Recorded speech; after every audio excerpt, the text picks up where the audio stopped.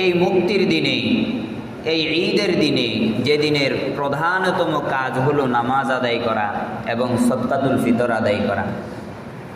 কিন্তু দুঃখ পরিতাপের বিষয়, সবচাইতে নামাজের প্রতি বেশি অবহেলা হয় এই দিনে, ঈদের দিনে। আত্মীয়ের বাড়িতে গেলাম, জামাতের নামাজটা ছেড়ে দিলাম, অথবা কারোর সাথে দেখা করতে গেলাম, বন্ধু বান্ধবের সাথে ঘুরতে গেলাম, বা খুশ গল্প করতে করতে সময়টা চলে গেল, এদিকে জামাতের সময় চলে যাচ্ছে। সবচাইতে বেশি এই দিনে জামাতের গুরুত্বটা আমরা সবচাইতে কম দেই। যারা নামাজে আসি না, যারা মসজিদে আসি না, জামাতের নামাজে শরিক হই না, তারা তো আসেই না। যারা আসি তাদের মধ্যেও একটা অবহেলা কাজ করতে থাকে, আরে পড়ব। সম্মানিত মুসল্লিয়ানে কেরাম, এই দিনে আমরা প্রায় সব মানুষগুলো বাবা মায়ের সাথে, নিজের পরিবারের সাথে স্বাচ্ছন্দ্যে আমি বাড়ি ঘরে থাকি, তাই না? হওয়া তো এমন দরকার ছিল, ঈদ উপলক্ষে সবাই এসেছে। এতদিন মসজিদ যেহেতু একটু ফাঁকা ফাঁকা থাকতো, এখন পুরা মসজিদ ভরে যাওয়ার কথা, কিন্তু সেটা কি হচ্ছে? হচ্ছে না। এই না হওয়াটা, এটা কি আমাদের ঈমানের দুর্বলতা নয়? এটা কি আমার তাওহীদের দুর্বলতা নয়? একদিকে আমি মুসলমান হয়ে মুখে কালিমা পড়ি লা ইলাহা ইল্লাল্লাহ মুহাম্মাদুর রাসূলুল্লাহ, আর অন্তরে ধারণ করি আল্লাহ তুমি ছাড়া কোনো মাবুদ নাই, কোনো মাসজুদ নাই। কিন্তু ওই মাবুদের কাছে সিজদায় অবনত হয়ে নামাজ আদায় করতে আমি রাজি না।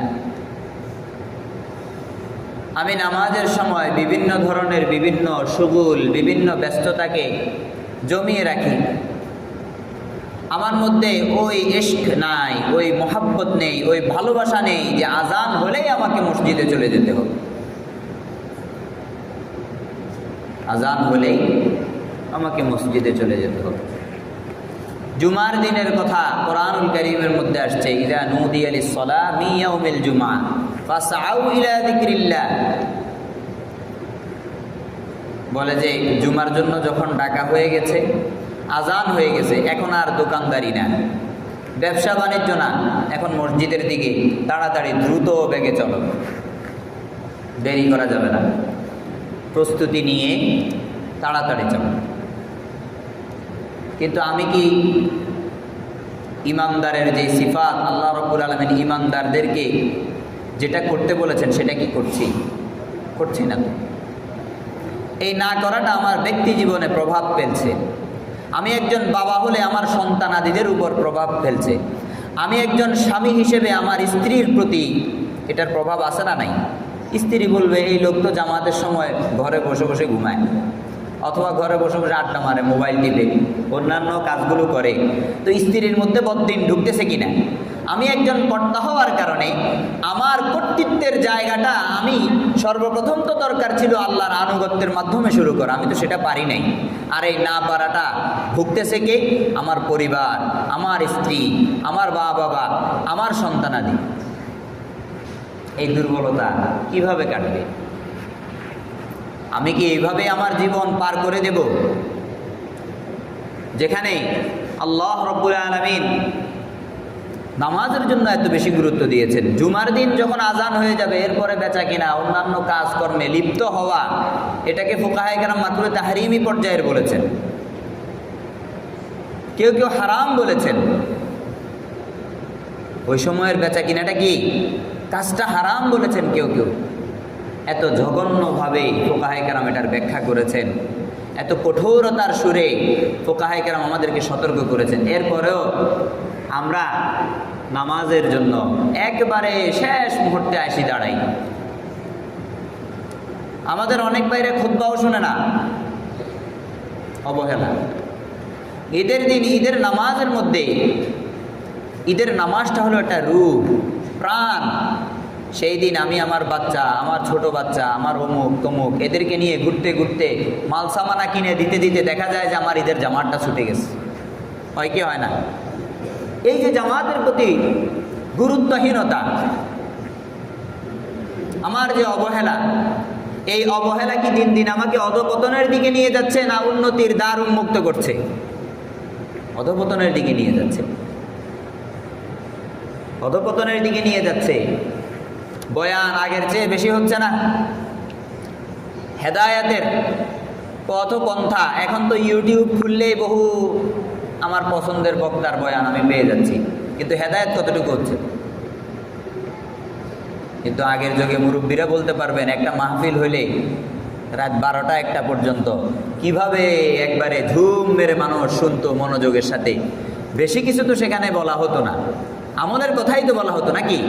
ওই আমলগুলো বাড়িতে নিয়ে যাওয়া হতো। আর এখন মানুষ বয়ান শুনে কানসুক করে, কিন্তু আমলগুলো বাড়িতে নিয়ে যায় না, ওই কানের মধ্যে থেকে যায়, এক কান দিয়ে ঢুকে আরেক কান দিয়ে বের হয়ে যায়। তাকওয়ার অভাব, বলনেওয়ালার ইখলাস কম, শুননেওয়ালার ইখলাস কম। দোনো দিক থেকেই সমস্যা, দোনো দিক থেকেই কি সমস্যা? এই সমস্যাগুলো তো উভয় দিক থেকেই সলভ করতে হবে, উভয় দিক থেকেই আমাকে এগিয়ে আসতে হবে। যে বলনেওয়ালা চিন্তা করতে হবে আমার ত্রুটিগুলো আমি চিহ্নিত করব।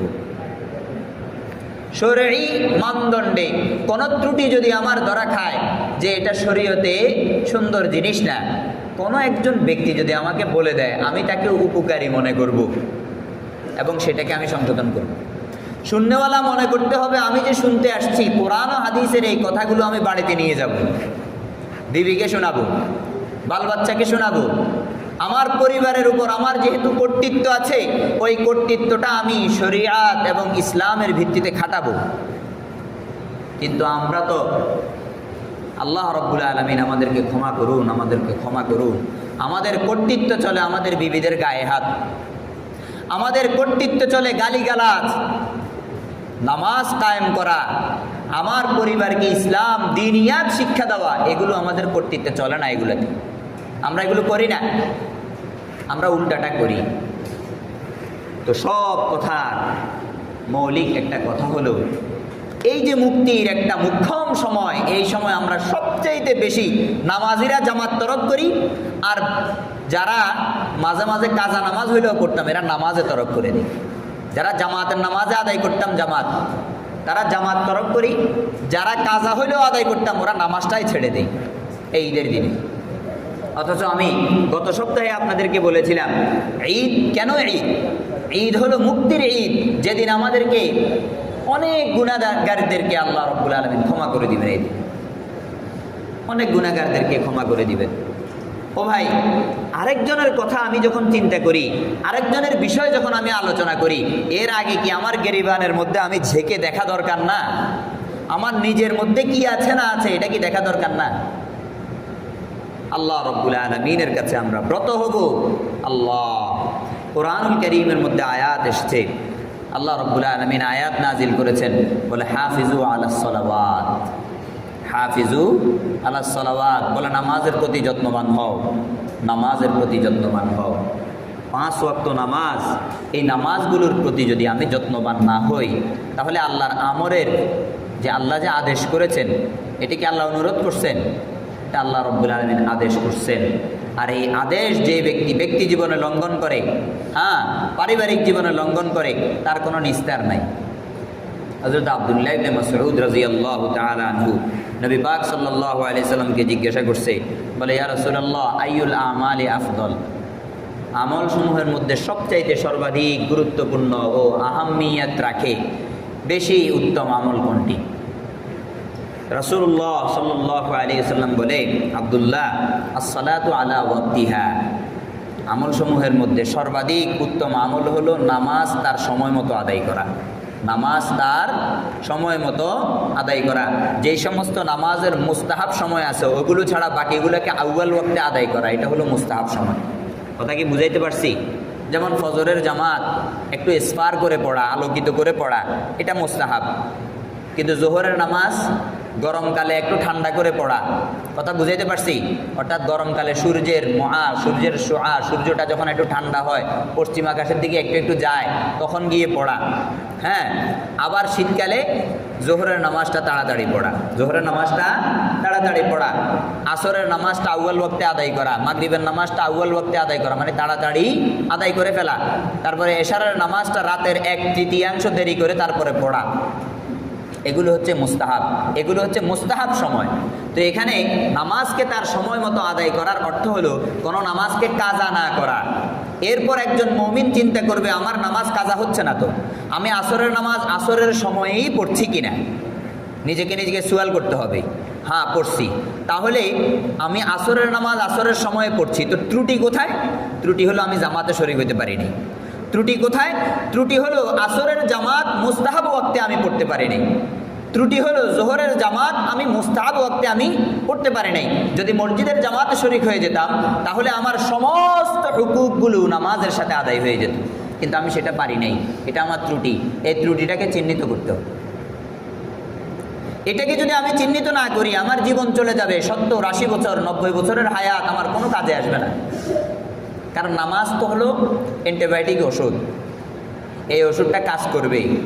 আমাকে আল্লাহ রাব্বুল আলামিন বিভিন্ন ইবাদতের মাধ্যমে বিভিন্ন তাকওয়া আমাদেরকে শিক্ষা দিয়েছেন। কোনো ইবাদতের মাধ্যমে, হ্যাঁ এক এক ইবাদতের মাধ্যমে এক একভাবে আমার জীবনে তাকওয়া আসবে। নামাজের মধ্যেও তাকওয়ার অনেক কিছু আছে, নামাজের মাধ্যমেও আমার তাকওয়া অর্জন হবে, রোজার মাধ্যমেও আমার তাকওয়া অর্জন হবে। এক এক তাকওয়ার কোয়ালিটি এক এক রকম, এক একটার সুঘ্রাণ এক এক রকম।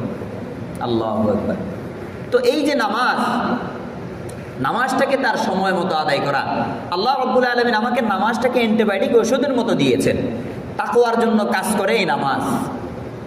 কুরআনুল কারীমের মধ্যে আয়াত নাজিল হয়েছে, আল্লাহ রাসূল সাল্লাল্লাহু আলাইহি ওয়াসাল্লামকে আল্লাহ রাব্বুল আলামিন বলেন উতলু মা ওহিয়া ইলাইকা মিনাল কিতাব ওয়া আকিমিস সালাহ, বলে আপনার উপর যেই কিতাব অবতীর্ণ হয়েছে ওই কিতাবটা আপনি তাদেরকে তিলাওয়াত করে শোনান, কিতাবের হুকুমগুলো তাদেরকে জানিয়ে দেন।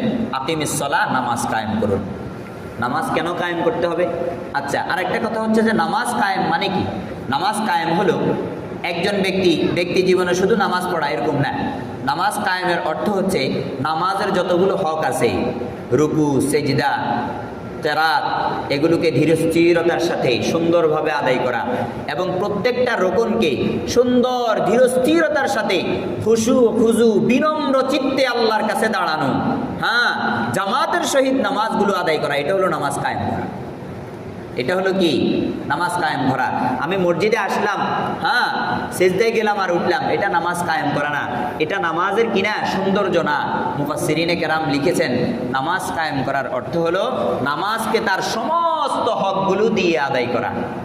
নামাজের যতগুলো হক, নামাজ সুন্দর হওয়া এটা নামাজের হক না? নামাজ খুজুর সাথে হওয়া, বিনম্র চিত্তে হওয়া, এটা নামাজের হক না? নামাজের সেজদাগুলো সুন্দর ধীরস্থির হওয়া, এটা নামাজের হক না? নামাজের রুকুগুলো সুন্দর ধীরস্থির হওয়া, এটা নামাজের হক না? নামাজটা জামাতের সহিত হওয়া, সুন্নতে মুআক্কাদা, এটা নামাজের হক না? এই সমস্ত হকগুলো, নামাজের জন্য সুন্দর করে ওযু করা, এটা নামাজের হক না? এই সমস্ত হকগুলো নামাজকে দিয়ে যখন আমি নামাজটা আদায় করব, তখন আল্লাহ রাব্বুল আলামিনের আদেশ নামাজ কায়েম করার অর্থ পরিপূর্ণভাবে আদায় হবে। কথা কি বুঝাইতে পারছি? নামাজ কায়েম করার অর্থটা কি হবে? পরিপূর্ণভাবে আদায় হবে। তো যেটা বলছিলাম, এই যে আল্লাহ রাব্বুল আলামিন রাসূলুল্লাহ সাল্লাল্লাহু আলাইহি ওয়াসাল্লামের মাধ্যমে আমাদেরকে ইকামাতুস সালাতের কথা বলতেছেন, নামাজ প্রতিষ্ঠার কথা বলেছেন। শুধু নামাজ পড়া বা উপস্থিতি দেখানো অথবা অন্যান্য কাজ সব কিছু ফেলে আমি কোনো রকম এখানে এসে নামাজটা আদায় করে আবার চলে গেলাম, এরকম না। বরং নামাজের যতগুলো হুকুক আছে সবগুলো নিয়ে আমাকে নামাজ আদায় করতে বলেছেন। কেন? আল্লাহ রাব্বুল আলামিন বলেন ইন্নাস সালাতা তানহা আনিল ফাহশাই ওয়াল মুনকার। কয় যে এটা তো একটা ওষুধ, এটা কাজ করবে কোথায়? নিজের জীবনে যত অবাধ্য আচরণ আছে, যত সব মুনকারাত, হ্যাঁ নিষিদ্ধ কর্মকাণ্ড আছে এবং ফাহেশাত, অশ্লীল কর্মকাণ্ড আছে, এই সবগুলোকে নামাজ মিটিয়ে দিবে, নিষেধ করে দিবে। কয় যখন নামাজি ব্যক্তি, তাইলে আগে কি শর্ত দিলাম? ইকামাতুস সালাতের শর্ত দিলাম। নামাজকে তার হক আদায় করতে হবে।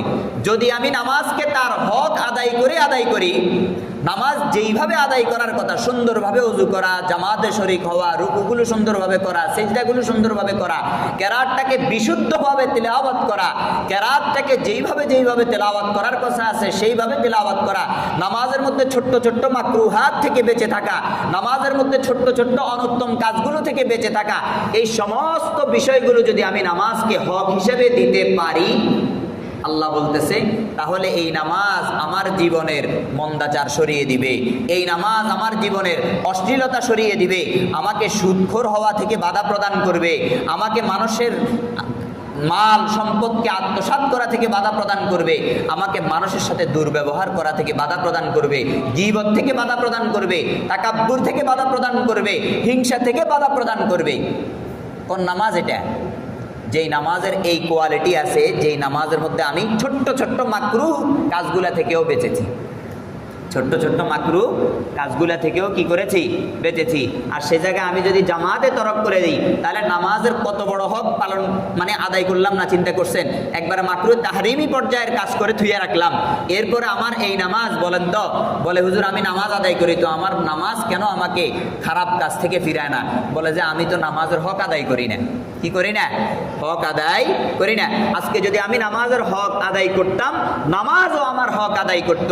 আমি নামাজের মাকরুহাতগুলো থেকে যদি বেঁচে থাকতাম, অপছন্দনীয় সমস্ত কাজগুলো থেকে যদি আমার নামাজকে বিরত রাখতাম, আমার নামাজকে সুন্দর করতাম, আজকে আমার নামাজই আমাকে সুন্দর উত্তম উত্তম কাজে উদ্বুদ্ধ করত, সকল গর্হিতমূলক কর্মকাণ্ড এবং অশ্লীলতা সবকিছু থেকে বাঁচিয়ে দিত। বলে হুজুর নামাজও পড়ে, সুদও খায়, ওই যে অবস্থা ওইটাই, ক্যাটাগরি কি ওইটা। ডাক্তারের কাছে গেলাম, ডায়াবেটিস, তো ডায়াবেটিসের জন্য ডাক্তার সাহেব ওষুধ দিয়েছেন, বলতেছে আপনার ডায়াবেটিস একটু বেড়ে গেছে, কন্ট্রোলও করেন, পাশাপাশি ইনসুলিন বা ওই টাইপের ওষুধগুলো ব্যবহার করেন।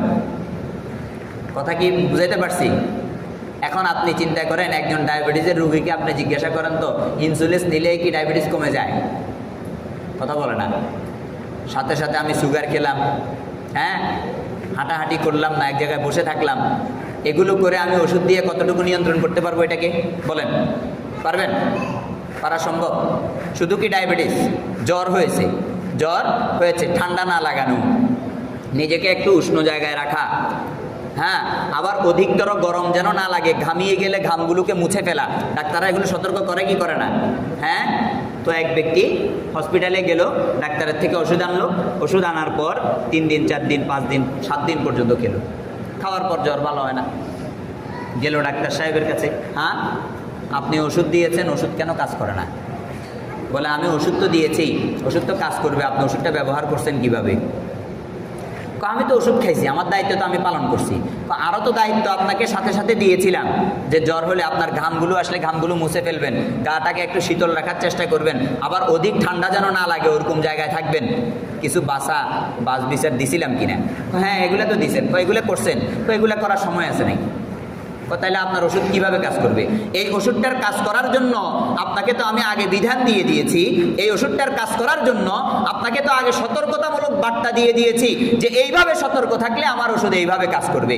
আল্লাহ রাব্বুল আলামিন নামাজ দিয়েছেন ওষুধ হিসেবে, অ্যান্টিবায়োটিক এটা কাজ করবে, কিন্তু অ্যান্টিবায়োটিকের হক আদায় করতে হবে। অ্যান্টিবায়োটিকের কি করতে হবে? হক আদায় করতে হবে। জামাতে আমি শরীক হই না, জামাতের নামাজে আসি না, আমি একা একা ডুমাডুমি করে নামাজগুলো পড়ে ফেলি, আমার নামাজ আমাকে কতটুকু গর্হিতমূলক অশ্লীল কর্মকাণ্ড থেকে বাঁচিয়ে রাখবে? আবার চিন্তা করেন, নামাজের হক তো আদায় হচ্ছে না। ওষুধের সাথে তো বাজ বিচারও ছিল, ওষুধটা কিভাবে প্রয়োগ করব এটারও তো বাজ বিচার ছিল।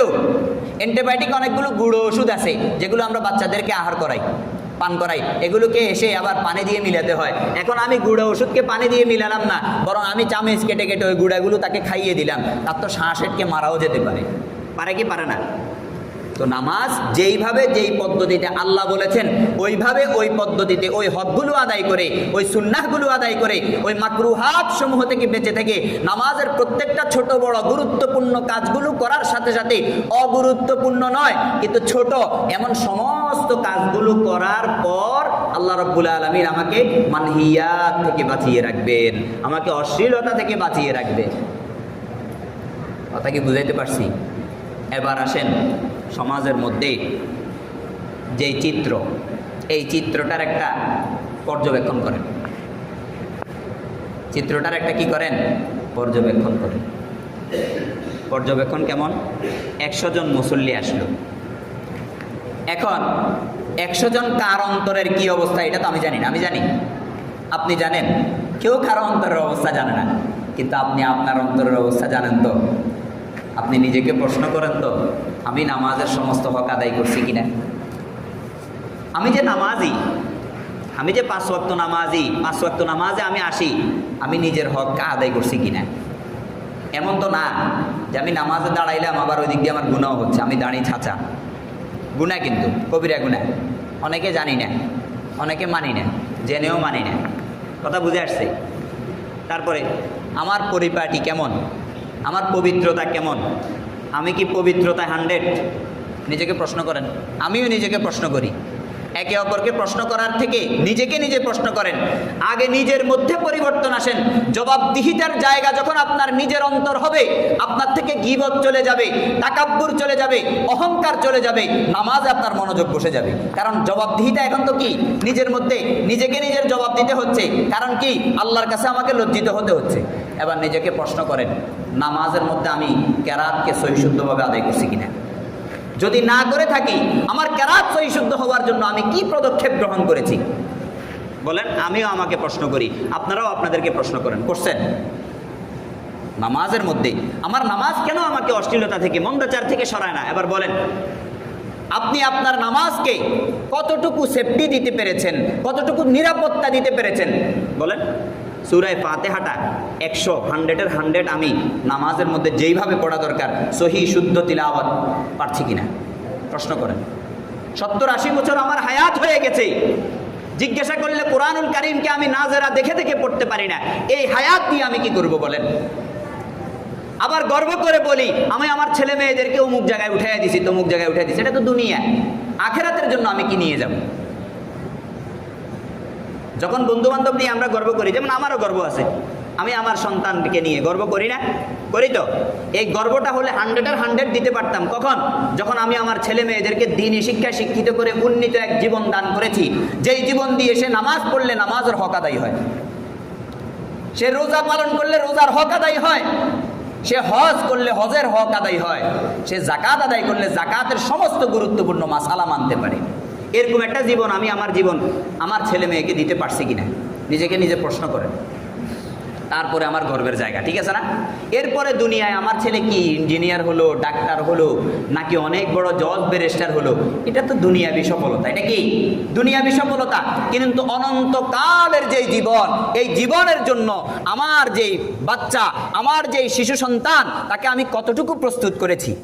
প্রশ্ন করেন। তো এই প্রশ্ন করার আগে নিজেকেও তো প্রশ্ন করা দরকার। আমার 70-80 বছরের হায়াতে আমি নিজেকে কতটুকু প্রস্তুত করেছি? নিজের জন্য কতটুকু প্রস্তুত হলাম আমি? আমার জীবনও কি এইভাবে চলে যাবে?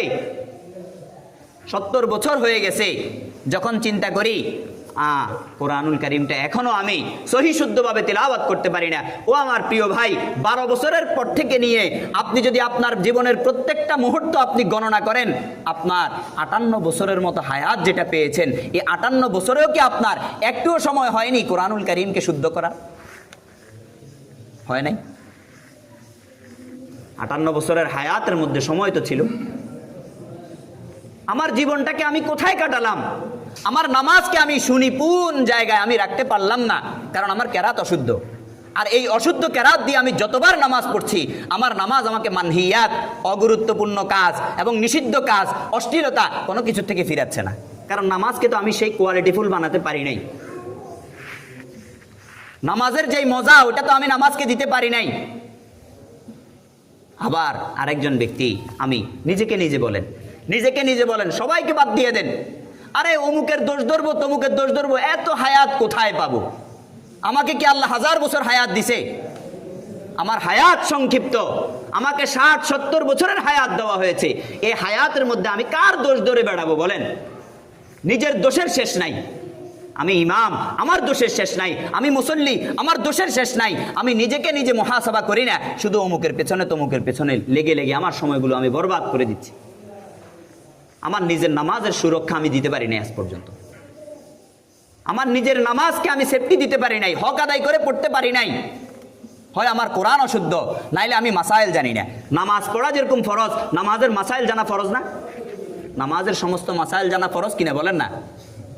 কয়জন ব্যক্তি আমরা এমন আছি যে কি কি কারণে সাহু সিজদা একলিস্টি দিতে হয় এটা জানি? কয়টা কারণ যে আমার নামাজে কি কি নকশ হলে, কি কি কমতি হলে, কি কি ভুল হলে আমাকে সাহু সিজদা দিতে হবে, বা সাহু সিজদা অর্থটাই কি, কয়জন ব্যক্তি আছি জানি বলেন? কিন্তু আপনি দেখবেন সমাজের মধ্যে বিশৃঙ্খলা যারা করে এরা কোনো নামাজিও না। বড় পরিতাপের বিষয়, আমরা যখন ফতুয়াবাজি করি, স্ট্যান্ডবাজি করি, আমাদেরকে ভাবা দরকার যে নামাজের মাসাইলগুলো আমি 50% জানি কিনা। 50%ও জানি না, 100% তো দূরের কথা। কিন্তু আমার ফতুয়া ইমাম সাহেব পর্যন্ত ভাইসা যায়, আমার ফতুয়া সভাপতি সাহেব পর্যন্ত ভাইসা যায়। পরিতাপ, আফসোস। নিজেকে মুহাসাবা করেন, প্রশ্ন করেন। এগুলো তো আমাকে আমার প্রশ্ন করা দরকার ছিল। রাষ্ট্র আমাকে কি প্রশ্ন করছে, ইমাম সাহেব আমাকে কি প্রশ্ন করছে, এগুলো দেখার বিষয় না। আমি নিজে কি প্রশ্ন করছি এটা দেখছেন? আজ পর্যন্ত আমার মধ্যে ওই বোধগম্যতা তৈরি হলো না যে আমি আমার নামাজকে সেফটি দিব, আমি আমার পরিবারকে একটা দ্বীনি পরিবেশ দিব। এরপর আমি আশা করি আমি যখন বার্ধক্যে চলে যাব, আমার ছেলে আমাকে কেন খাওয়ায় না, আমার ছেলে কেন বউ পাগল, আমার ছেলে কেন মায়ের যত্ন নেয় না, বাবার যত্ন নেয় না? আগে কি এই প্রশ্ন করা দরকার ছিল না আমার ছেলেকে আমি কি পরিবেশ দিয়েছি? আগে কি এই প্রশ্ন করা দরকার ছিল না আমার ছেলেকে কি আমি নামাজি বানিয়েছি কিনা? আগে কি এই প্রশ্ন করা দরকার ছিল না আমার ছেলেকে কি আমি জবাবদিহিতার জায়গায় 100 দিয়েছি কিনা? আল্লাহর কাছে যে জবাব দিতে হবে, আল্লাহর কাছে যে জবাবদিহিতার কাঠগড়ায় দাঁড়াতে হবে, আমার ছেলেকে এটা শিখাইছি কিনা আগে প্রশ্ন করেন। আমিও প্রশ্ন করি, আপনিও প্রশ্ন করেন। প্রত্যেকজন বাবা, প্রত্যেকজন সন্তানও প্রশ্ন করেন নিজেকে নিজে যে আমার আব্বার হক আমি কতটুকু আদায় করছি, আমার মায়ের হক আমি কতটুকু আদায় করছি। এটা হলো জবাবদিহিতা। দুনিয়াবী সমস্ত শিক্ষাগুলো অনেক উন্নত মানের শিক্ষা, ইঞ্জিনিয়ারিং, ডাক্তারি, অমুকে এডুকেশন করে বড় ব্যারিস্টার হয়ে গেছে, জজ হয়ে গেছে। এই সমস্ত শিক্ষাগুলোর একটাও জবাবদিহিতামূলক শিক্ষা নয়। এগুলো আমাদের দুনিয়াবী প্রয়োজনের শিক্ষা। কি বললাম বলেন? এগুলো কি দুনিয়াবী প্রয়োজনের শিক্ষা। আর এই প্রয়োজনের শিক্ষারও জরুরত আছে। এগুলাকে কি করা যাবে না, অ্যাভয়েড করা যাবে না। এই শিক্ষারও প্রয়োজন আছে, কিন্তু এগুলো হচ্ছে আমাদের প্রয়োজনীয় শিক্ষা, দুনিয়াবী প্রয়োজনের শিক্ষা, দুনিয়ায় চলার জন্য শিক্ষা। তাহলে জবাবদিহিতামূলক শিক্ষা কোনটা? জবাবদিহিতামূলক শিক্ষা হলো কোরআন ও সুন্নাহর শিক্ষা। যেই শিক্ষা আমাকে আল্লাহর কাঠগড়ায় দাঁড়ানোর কথা স্মরণ করিয়ে দেবে, যেই শিক্ষা আমাকে স্মরণ করিয়ে দেবে যে আমি যে নামাজ পড়েছি আমার নামাজ কতটুকু কবুল হয়েছে। আমি অন্যের হক মেরে খেয়েছি, কেউ জানে না, অমুক নিজেও জানে না, কিন্তু আমার মধ্যে এই বোধগম্যতা তৈরি হয়েছে, আল্লাহ তো দেখে গেছে, আল্লাহ তো। এটা হলো জবাবদিহিতার শিক্ষা। এই শিক্ষাটা প্রত্যেক ইঞ্জিনিয়ারকেও নিতে হবে, প্রত্যেক ডাক্তারকেও নিতে হবে, প্রত্যেক জজকেও নিতে হবে, প্রত্যেক ব্যারিস্টারকেও নিতে হবে, প্রত্যেক মুসল্লিকেও নিতে হবে, প্রত্যেক ইমামকেও নিতে হবে। এখানে কারো ছাড় আছে? এই জবাবদিহিতার দ্বীনি শিক্ষা, এটার থেকে আমি বাঁচতে পারবো? আপনি বাঁচতে পারবেন? আপনার ছেলেকে বাঁচাতে পারবেন? পারবেন না। কেউ কাউকে বাঁচাতে পারবো না। এটা জবাবদিহিতার শিক্ষা। নিজেকে নিজে প্রশ্ন করেন, নিজের হাজার দোষ গুণের পরে, নিজের হাজারো দোষের পরে আবার আরেকজনের দোষ কিভাবে ধরেন? লজ্জা করেন? লজ্জা করেন?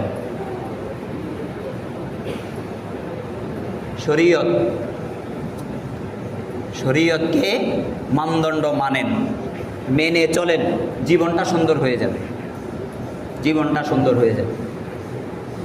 এই যে নামাজ, আমার নামাজকে আমি সেফটি দিতে পারলাম না, হক আদায় করতে পারলাম না। আমার নামাজ, আমি অথচ 5 ওয়াক্তের মুসল্লি, আমাকে সবাই নামাজই ডাকে, বলেছে সে তো 5 ওয়াক্ত নামাজ পড়ে, অথচ আমি জানি আমার নামাজের ভঙ্গুর অবস্থা কি, আমি জানি আমার কেরাতের অবস্থা কি, আমি জানি আমার রুকুগুলো কেমনে হয় আর কেমনে হয় না। প্রশ্নগুলো আমি আমার নিজেকে করার সময় পাই নাই, অথচ আমার 60-70 বছর 80 বছর হায়াত হয়ে গেছে। 60-70 বছর 80 বছর হায়াত হয়ে গেছে। তাহলে জামাতের নামাজ এটা কি গুরুত্বপূর্ণ না অগুরুত্বপূর্ণ? জামাত ছেড়ে দিলেন তো নামাজের হক আদায় হলো? খুশুখুজু নাই, বিনম্রতা নাই, আল্লাহর কাছে ব্রত হওয়া নাই, নামাজের হক আদায় হলো, তো আপনার এই নামাজ কিভাবে আপনাকে গুনাহ থেকে বাঁচাবে বলেন? আপনার এই নামাজ, আপনি তো নামাজকে হক আদায় করে করতে পারেন নাই, তাহলে এই নামাজটা তো আমাকে গুনাহ থেকে বাঁচাচ্ছে না।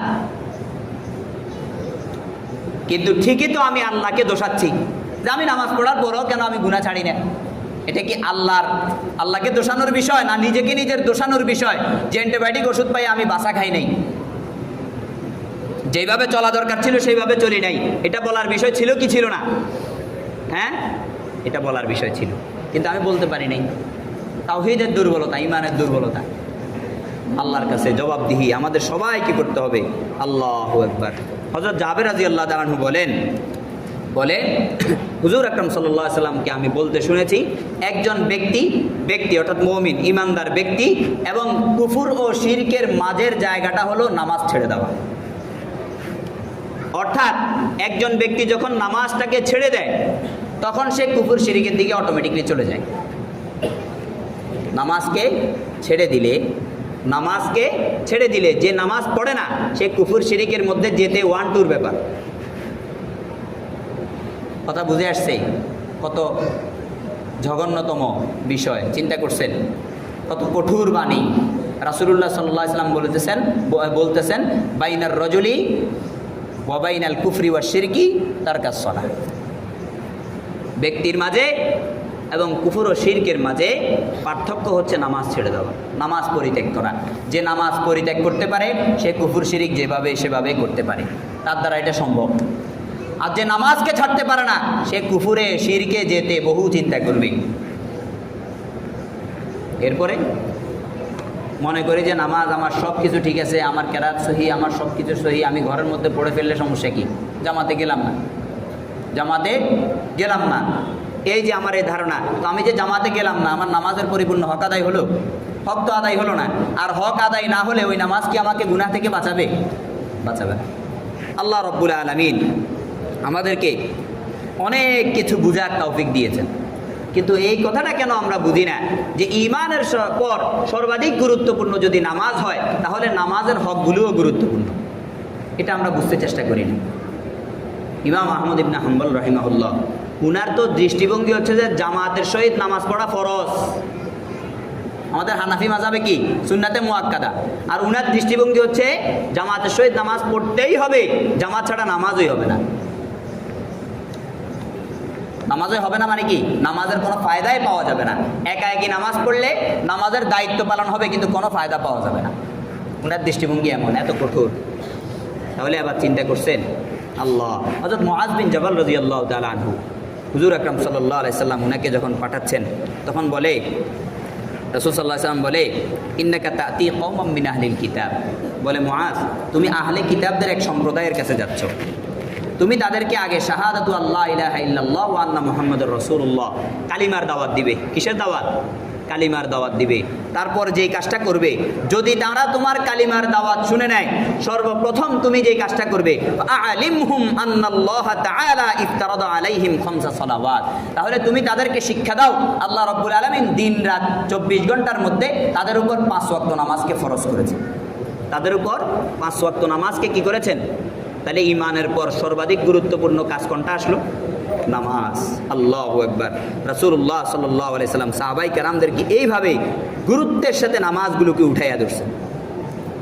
হযরত ইবনে ওমর রাদিয়াল্লাহু তাআলা আনহুমা তিনি বলেন, আন্না রাসূলুল্লাহ সাল্লাল্লাহু আলাইহি ওয়াসাল্লাম সালাতুল জামাআতি আফদালু মিন সালাতিল ফাজরি বি27 দারাজা। একা একা যখন ঘরের কোণে নামাজ পড়বেন আর জামাতের সাথে যখন পড়বেন, দুইটার কোয়ালিটি কেমন? দুইটার কেমন কোয়ালিটি বলেন? আল্লাহু আকবার। হযরত আব্দুল্লাহ ইবনে ওমর রাদিয়াল্লাহু তাআলা তিনি বলেন, একা ব্যক্তি যখন নামাজ পড়ে তার ওই নামাজের থেকে 27 গুণ বেশি সওয়াব, 27 গুণ বেশি মানোন্বিত নামাজ হচ্ছে জামাতের নামাজ। আমার ঘরের পাশে মসজিদ, আমি এই আমার নামাজকে 27 গুণ মানোন্বিত করার জন্য মসজিদে আসার জন্য কোনো কি করতেছি না, পদক্ষেপ গ্রহণ করতেছি না। এটা তো আমার নকশ, এটা তো আমার কমতি, এটা আমার ভুল কিনা বলেন? ওজর তো আমার থাকবে। মাঝে মাঝে আমি জামাতে শরীক হইতে পারবো না, অসুস্থতার কারণে অথবা আমার ঘুমের কারণে, ঘুম থেকে কেউ জাগায় নাই, হুজুর ছাড় দিয়েছেন। রাসূলুল্লাহ সাল্লাল্লাহু আলাইহি ওয়াসাল্লাম কি করছেন? ছাড় দিয়েছেন। কোনো ব্যক্তি ফজরে উঠতে পারে নাই, যখন উঠবে তখন নামাজ পড়বে, কেউ তাকে জাগায় নাই, কোনো ওজর, কথা বুঝে আসছে? কিন্তু জাগানোর পরে উঠে নাই, ওটা তো শয়তানি। ওটা কি?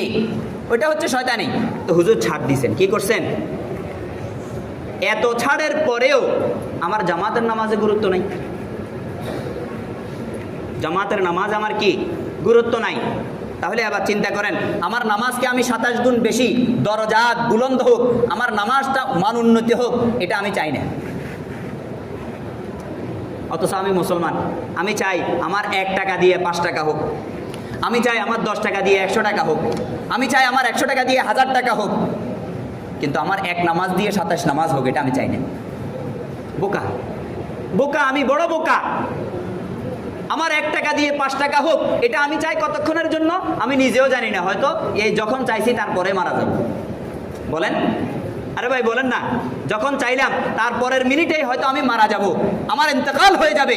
অথচ আমার জামাতের নামাজ, যেটা আমার আখিরাতের জন্য, আমার 1 নামাজ 27 নামাজের দরজাত পাক, আমার 1 নামাজ 27 নামাজের মান উন্নত হোক, এটা আমি চাই না। কিসের জন্য চাই না? যে জীবনের শুরু আছে তো শেষ নেই। এমন জীবনের জন্য আমি টাকা চাই, এমন জীবনের জন্য আমি অর্থ চাই, যেই জীবনের ভরসা, যেই জীবনের নিশ্চয়তা আমার নিজের কাছে নাই।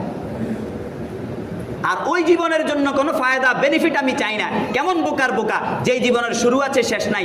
আমিও জানি, আপনিও জানেন, যে গণ্ড মূর্খ সেও জানে, ইমাম সাহেব থেকে নিয়ে মুসল্লি পর্যন্ত। বুঝেন নাই? একবারে বকলম, কিচ্ছু পারে না, দুনিয়াও বুঝে না, আখেরাতও বুঝে না। তাকেও আপনি যখন জিজ্ঞাসা করবেন মরবা কি না, বলে ভাই মরা তো নিশ্চিত। কবে মরবা? এটা তো আজ জানি, এটা তো আর কি করি না, জানি না। তো যে জীবনের শুরু আছে শেষ নাই, ওই জীবনের জন্য আমার নামাজটা 27 গুণ পাওয়ারফুল হোক, এটা আমি চাই না। কিন্তু আমার 5 টাকা 10 টাকা হোক, 10 টাকা 100 টাকা হোক, 100 টাকা 1000 টাকা হোক, এটা চাই। কোন জীবনের জন্য? যেই জীবনের 1 সেকেন্ডের কোনো ভরসা নাই। 1 সেকেন্ডের কোনো ভরসা নেই। তো জামাতটা কেন ছাড়তেছ? আমার মধ্যে কি আসছে বলেন? কি হলো আমার? নিজেকে নিজে প্রশ্ন করেন। ঈদের দিন পর্যন্ত আমরা জামাত ছাড়ি, এমন একটা গুরুত্বপূর্ণ দিন, যেই দিন আল্লাহ রাব্বুল আলামিন মুক্ত করে দেন সবাইকে। অনেক গুনাহগারদেরকে আল্লাহ রাব্বুল আলামিন এদিন ক্ষমা করে দেন। হাদিস শরীফের মধ্যে জামাত ছাড়ার যে ভয়ঙ্কর কথা আসছে, রাসূলুল্লাহ সাল্লাল্লাহু আলাইহি ওয়াসাল্লাম, কথা খুব সংক্ষেপ করতে হবে, সময় শেষ। রাসূলুল্লাহ সাল্লাল্লাহু আলাইহি ওয়াসাল্লাম বলেছেন, যারা জামাতে আসে না, আমার মন চায় একজন ব্যক্তিকে ইমামতির জায়গায় দাঁড় করিয়ে দিয়ে লাকড়ি একত্র করে তাদের বাড়িঘরগুলো জ্বালিয়ে দিই। কেন জামাতের নামাজে তারা আসবে না?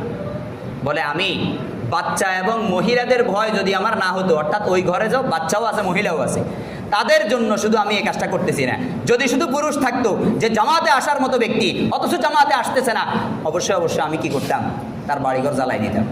কিন্তু বাচ্চা আছে, মহিলা আছে, তাদের জন্য তো জামাতে আসা জরুরি না। তাদের জন্য তো কিনা জামাতে আসা জরুরি না। তাদের জন্য আমি শুধু তাদেরকে ছাড় দিতেছি। কত জঘন্যতম কাজ, চিন্তা করছেন? জামাত ছেড়ে দেওয়া। রাসূলুল্লাহ কত গুরুত্বের সাথে এটাকে দেখেছেন, চিন্তা করছেন? তাহলে আমার নামাজকে আমি কতটুকু হক আদায় করে পড়তে পারতেছি, এটা আমার আজকে থেকে নিজেকে নিজে প্রশ্ন করেন। আমি আজকে এই কথাগুলো বলছি, কালকে আমি থাকতেও পারি, নাও থাকতে পারি। আরেকজন ইমাম সাহেবও আসবেন, উনিও সেম কথাগুলো বলবেন, হয়তো উনিও থাকতে পারেন, নাও থাকতে পারেন। অথবা আমার 5 বছরের রিজিক এখানে থেকে যেতে পারে, অথবা আরেকজন ইমাম সাহেব আমার এই মুহূর্ত থেকে চলে আসতে পারে। পারে কি পারে না? এটাকে আমি লিখে রাখছি, আপনাদের কারো হাতে লেখা আছে যে ইমাম সাহেব এটাকে আমরা একবার 10 বছরের জন্য দিয়ে দিলাম? লিখতে পারবেন না, এটা আপনার হাতে না। আপনি হাজার ষড়যন্ত্র করেন ইমাম সাহেব বিদায় করার জন্য, পারবেন না যতক্ষণ না আল্লাহর কালিতে লেখা হবে। আপনি হাজার চেষ্টা করেন ইমাম সাহেবকে 10 বছর রেখে দেওয়ার জন্য, আপনি পারবেন না যতক্ষণ না আল্লাহ লিখে দিবেন, কারণ এটা আল্লাহ তাকওয়িনী বিষয়। কিন্তু কথা বলার বিষয় হলো, এই যে কথাগুলো বললাম আজকে, এগুলো গুরুত্বপূর্ণ ছিল কিনা বলেন? সব সমালোচনা এক পাশে রাখেন, এখন বলেন এগুলো গুরুত্বপূর্ণ কিনা? নিজেকে নিজে প্রশ্ন করার দরকার আছে না নাই? এই বোধগম্যতা তৈরি করেন, এই জবাবদিহিতা তৈরি করেন। আল্লাহ আপনার জীবনকে চমকায়া দিবে। আপনি যেখানে যান, যে অবস্থায় থাকেন, আপনার জীবন শুধু উন্নত হবে, অবনতির কিছু দেখবেন না। কেমন উন্নতির অর্থ কি? এটাই শুধু টাকা পয়সা পাওয়া? উন্নতির অর্থ হলো বিপদে পড়ার পরেও ধৈর্য ধারণ করতে পারা, হিম্মত আছে যে বিপদ কি হয়েছে, এটা তুড়ি মেরে শেষ হয়ে যাবে। এটাও একটা অর্থ উন্নতির। তা আল্লাহ রাব্বুল আলামিন আমাদের সবাইকে বুঝার তৌফিক দান করুন। আল্লাহ যেন আমাদের থেকে এত বড় জঘন্যতম কাজ, নামাজ ছেড়ে দেওয়া, জামাত ছেড়ে দেওয়া, এই জঘন্যতম কাজগুলো যেন আমাদের থেকে আর না করান। আমরা যেন শয়তানের প্ররোচনায় আর না পড়ি। আমাদের নামাজের প্রতি যেন আমরা যত্নবান হই, আমাদের নামাজের হকগুলো যেন আমরা নামাজকে দিতে পারি। আল্লাহ আমাদের সবাইকে সেই তৌফিক দান করুন। ওমা তৌফিক ইল্লা বিল্লাহ।